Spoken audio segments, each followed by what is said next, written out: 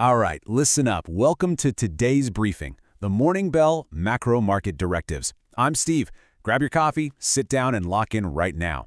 Look, today we're breaking down an absolutely brutal, high-friction session on the tape.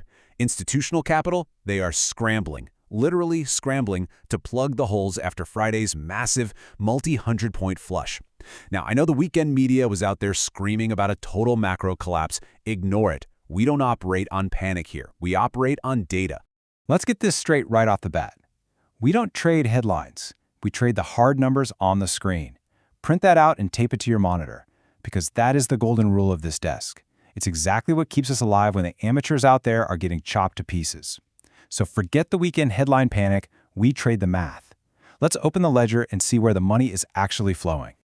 But before we dig into Friday's wreckage, you need to know what's coming down the pike. I am warning you right now. There is a massive landmine waiting for us on Wednesday at exactly 8:30 a.m. Eastern, the May CPI release. Consensus is whispering a sticky 4.2%. And remember, the Fed is in a blackout period right now, so no, they can't step in and save you with a microphone.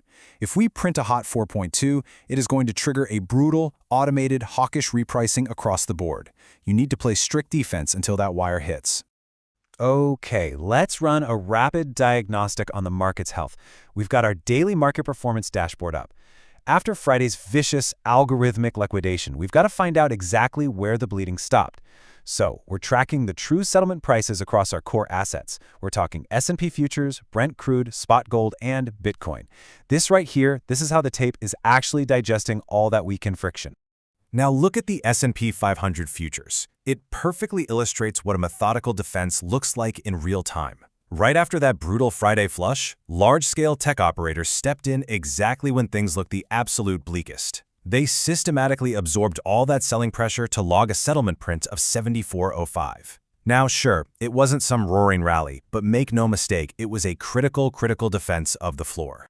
And while the S&P was busy defending its turf, Bitcoin staged this massive intraday liquidity bounce. We're talking over 4% off its weekend bottom to print right up above $63,300.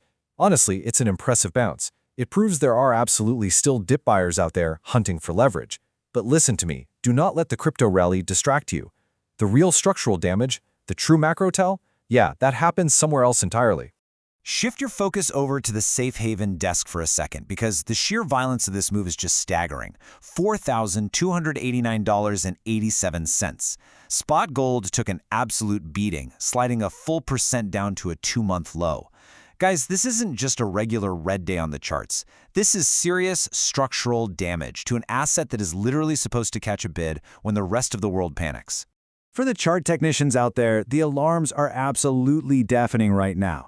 Today's flush pushed gold completely below its 200-day simple moving average. And worse, it decisively broke the 200-day exponential moving average, which is sitting right at 4,380. And let me tell you, breaking that 200-day EMA is catastrophic for the bulls. It completely erases gold's entire 2026 advance, and it just hands the keys directly over to the bears. No two ways about it.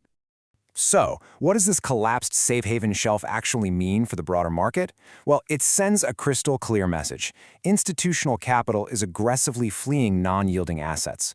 The smart money knows that the interest rate landscape is staying higher for much longer. They simply can't afford to just park their cash in a zero-yield rock when risk-free rates are out there offering serious guaranteed returns. It's just basic math. And that brings us to a massive disconnect in how risk is being priced right now. Over the weekend, you had the mainstream media hyping up regional military friction, screaming from the rooftops about permanent supply shocks. But the institutional money, the smart money, yeah, they aren't buying the panic, not for a second. They are pricing in logistics normalization. And let me show you the exact proof of that. Just look at the wild action in the oil markets, specifically the active July contract. The front-month cash price violently gapped higher early on. As the algorithms front-ran all that headline panic. But the July contract, it completely rejected it. It held its structural baseline firm at 91.89. The forward curve is practically screaming at us that smart money expects a return to normal logistics, and they are completely ignoring the noise. But look, even with oil rejecting the panic and tech operators holding the line, we are all still nursing a massive red folder hangover here. Friday's absolutely hot payrolls print fundamentally altered the near-term landscape. It shoved the 10-year Treasury yield right up to a highly restrictive 4.53%. And guys, that is a heavy, heavy anvil for this market to carry around. You really have to understand the mechanics at play here. This fixed income pressure, it essentially forces the market to price in a dominant probability of yet another rate hike. Now sure, growth equity can temporarily absorb higher borrowing costs, just riding on pure earnings power, but come on, it can't defy gravity forever. This yield pressure puts a heavy mechanical ceiling right on the stock market. The upside is officially capped, at least until we get some fresh clarity on inflation. So the million-dollar question: how do we survive a highly volatile, restrictive environment like this without getting chopped to pieces? Well, here are your hard and fast professional directives, your marching orders for the week. First up, stop chasing intraday green candles. I'm telling you, it's a trap. Second, trade the hard-moving averages. Let the math guide you, not your emotions. Third, protect your capital above all else. You need to manage your sizing ruthlessly. And finally, let the levels dictate your execution. Do not anticipate, react. Now, if you want the ultimate level to watch, the absolute line in the sand for the intermediate trend, it is the S&P Futures 50-day exponential moving average. Today's aggressive fight right at 7,405 means the market is defending this zone with absolutely everything it has. So listen to me closely. As long as the S&P holds its 50 EMA on a weekly closing basis, the primary bull engine remains structurally protected. But if it breaks, all bets are off.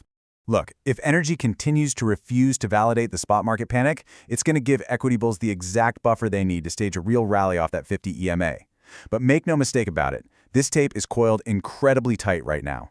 We are sitting on a powder keg just waiting for Wednesday's CPI data to light the fuse. The levels are set, your directives are crystal clear. The only question left is, are you ready for the morning bell?